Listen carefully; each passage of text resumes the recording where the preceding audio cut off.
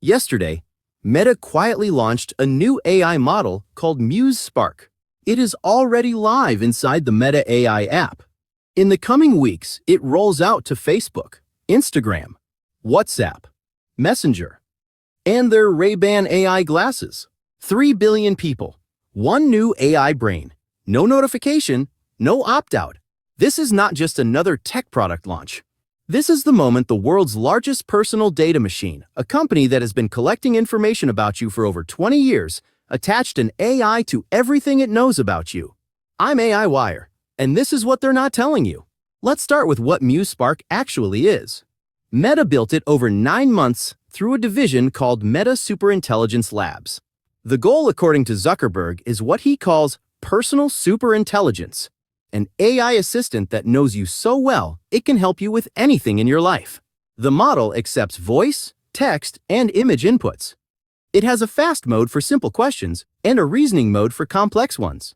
It can launch multiple AI agents working in parallel, so if you ask it to plan a holiday, one agent handles the itinerary, another compares destinations, another finds activities, all at the same time. It can look at photos through your camera and identify objects. Read nutritional information. Compare products. Meta specifically built it to answer health questions. They say they worked with a team of physicians to develop this capability. And it has a shopping mode that combines AI with data on everything you've ever browsed and bought. That last part is where we need to stop. Because before we talk about what Muse Spark can do for you, we need to talk about what Meta already knows about you and what it is now feeding into this AI. Meta has been collecting data since 2004. Over 22 years, they have built the most detailed personal profiles of human beings ever assembled. Not just what you post, everything. Every website you visit that has a Facebook tracking pixel, and there are millions of them, sends your browsing data back to Meta. Every app that uses Facebook's software development kit does the same. Every time you log into any service using your Facebook account, that activity is recorded and linked to your profile. Meta knows your age, location, and the devices you use. They track your mouse movements to distinguish humans from bots, which means they know when you're reading slowly, when you're distracted, when you stop. They know who you live with, because they can infer household connections from shared Wi-Fi networks. They know your offline purchases through data broker partnerships. And their privacy policy explicitly states they collect content from your camera roll if you've granted permissions.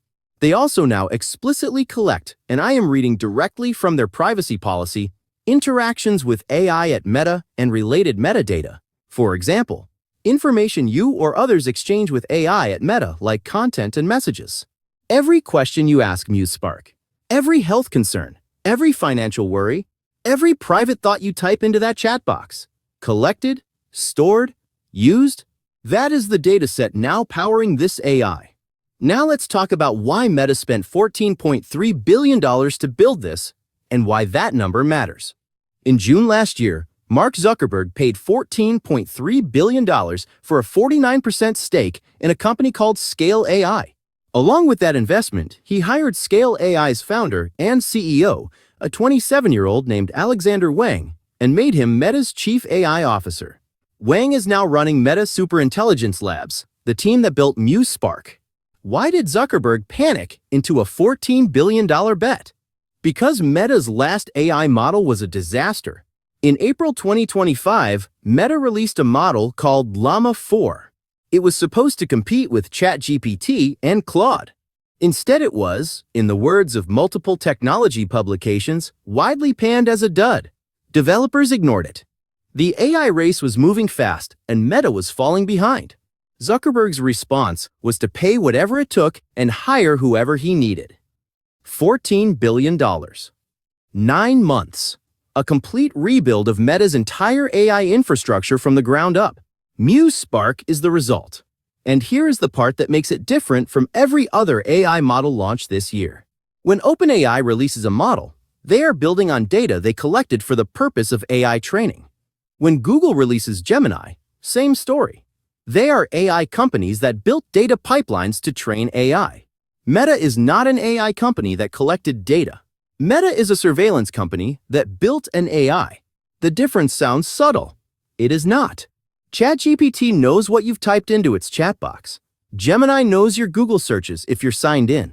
These are significant datasets, but they are limited to your interactions with those specific products. Meta's dataset includes your entire digital life across 22 years. Every relationship, every interest, every insecurity, every health search, every political view you've ever liked or engaged with, every moment of grief, joy, anger, or loneliness that you expressed on any of their platforms. And now there is a closed proprietary AI, meaning Meta won't tell anyone how it actually works sitting on top of all of that. There is another important detail buried in the launch announcement. To use Muse Spark, you must log in with your Facebook or Instagram account. There is no anonymous access. There is no separate account. The AI and your 22-year data profile are connected by design. And Axios, who broke the story, noted directly that Meta's privacy policy sets almost no limits on how the company can use data shared with its AI system. To be clear, Meta says it does not use the content of private messages between friends and family to train its models without consent. That is their stated position. But the policy language around AI interactions is broad, and Meta has a history. In 2022, they were fined for illegally processing children's data. In 2023, a European court ruled their entire behavioral advertising model violated EU privacy law. These are not hypothetical concerns.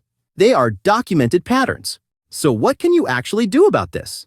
The honest answer is not much, if you want to keep using Meta's products. That is the design.